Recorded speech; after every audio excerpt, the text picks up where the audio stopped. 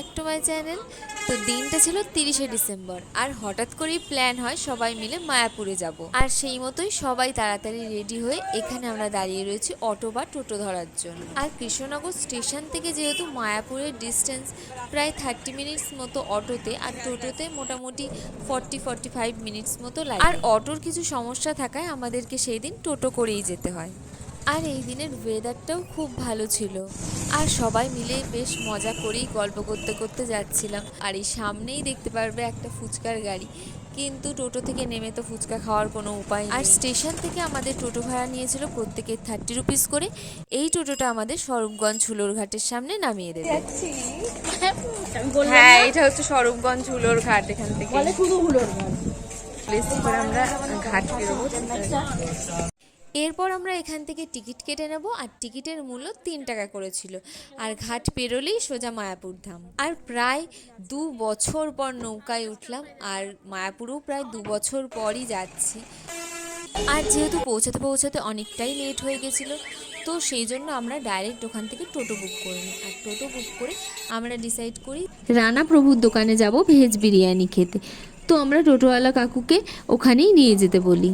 আর বাড়ি থেকে যেহেতু কিছু খেয়ে আসিনি, তো সেই জন্য খিদেও খুব পেয়েছিল। আর এই টাইমে মন্দির যেহেতু বন্ধ থাকে, তো আমরা ডিসাইড করেছিলাম প্রথমে খেয়ে নেব। কিন্তু আমাদের দুর্ভাগ্য যে সেই দোকানের বিরিয়ানি শেষ হয়ে গেছিল। তো পাশাপাশি অনেক ভেজ বিরিয়ানির দোকান ছিল, তার মধ্যে থেকে একটার থেকে আমরা খাই। আর মূল মন্দির যেহেতু তখনও বন্ধ ছিল, তো আমরা আশপাশটা ঘুরে ঘুরে দেখছিলাম। আর এই টাইমে কত দর্শনার্থীদের ভিড় হয় দেখো, চারপাশটা শুধুই লোকজন। আর এইবারে আগের থেকে ডিসাইড করেছিলাম যে গোপী ড্রেস পরবো, তো সেই মতো এবারে বাড়ির থেকে আগেই প্রিপারেশান নিয়ে নিয়েছিলাম। আর কেমন লাগছে ড্রেসটা জানিও।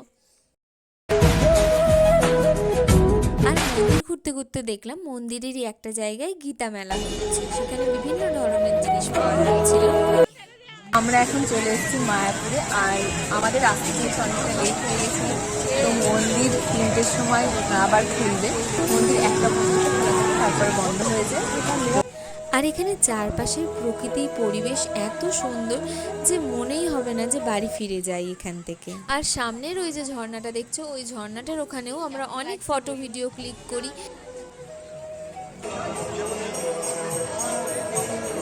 তো আজকের মতো এই পর্যন্তই। আর ভিডিওটা ভালো লাগলে লাইক, শেয়ার, কমেন্ট এবং চ্যানেলটিকে সাবস্ক্রাইব করতে ভুলো না।